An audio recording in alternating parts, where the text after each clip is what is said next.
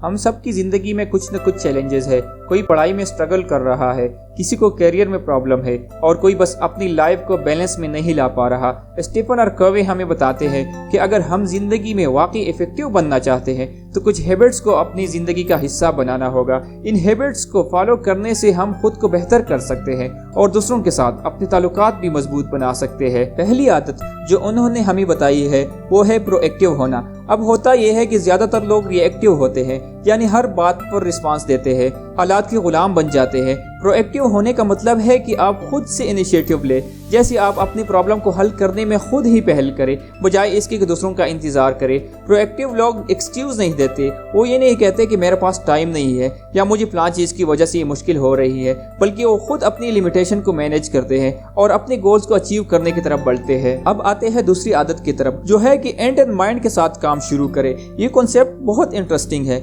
इसका मतलब है कि जब भी आप कोई काम शुरू करें तो पहले से ये सोचें कि आखिर में आप कहाँ पहुँचना चाहते हैं। मिसाल के तौर पर अगर आप एक अच्छा बिजनेसमैन बनना चाहते हैं तो आपको ये पहले से तय करना होगा कि आपका बिजनेस कैसा होगा और आप इसमें क्या खास करेंगे।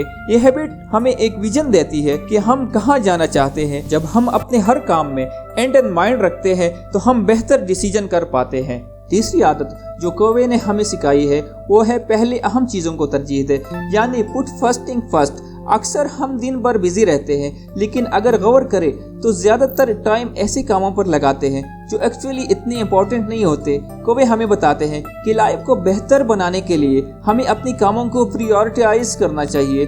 सबसे पहले इन चीज़ों पर काम करें जो वाकई इम्पोर्टेंट है। इसमें हमें टाइम मैनेजमेंट और प्लानिंग की ज़रूरत होती है ताकि हम गैर ज़रूरी कामों को छोड़कर अपने असल गोल पर फोकस कर सकें।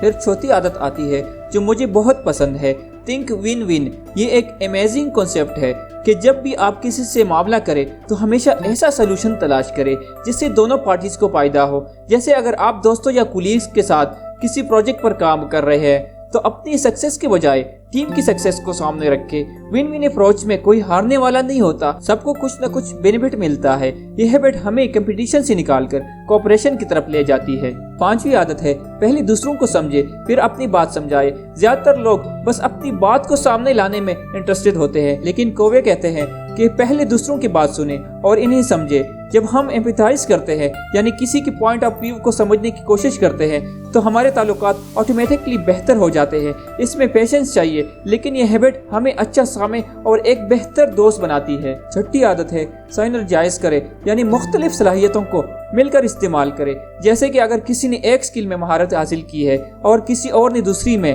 तो इन दोनों को कोलैबोरेट करना चाहिए। टीम वर्क में हर बंदा अपनी एक्सपर्टीज लाता है और इससे ओवरऑल आउटपुट बहुत बेहतर हो जाता है। साइनर्जाइज करने से हम इंडिविजुअल से टीम प्लेयर बन जाते हैं और अपने डिफरेंसेस को एक्सेप्ट करके बेहतर रिजल्ट हासिल कर सकते हैं। और आखिर में सातवीं आदत है कुल्हाड़ी को तेज करें, यानी खुद को री एनर्जाइज करना। इस आदत में हमें कहा गया है कि हम अपनी इमोशनल, मेंटल, फिजिकल और स्पिरिचुअल हेल्थ पर फोकस करें। जैसे अगर हम थकावट महसूस कर रहे हैं तो हमें थोड़ा रेस्ट कर लेना चाहिए। इसका मकसद ये है कि आप अपनी एनर्जी को रिचार्ज करें ताकि आप जिंदगी में नई चैलेंजेस के लिए रेडी रहे। तो ये थी वो 7 आदत जो हमें अपनी ज़िंदगी में शामिल करनी चाहिए। अगर हम इन प्रिंसिपल को अपनी रूटीन का हिस्सा बना लें तो न सिर्फ हमारी प्रोडक्टिविटी इंप्रूव होगी, बल्कि हम अपनी रिलेशनशिप और मेंटल पीस को भी बेहतर कर सकते हैं।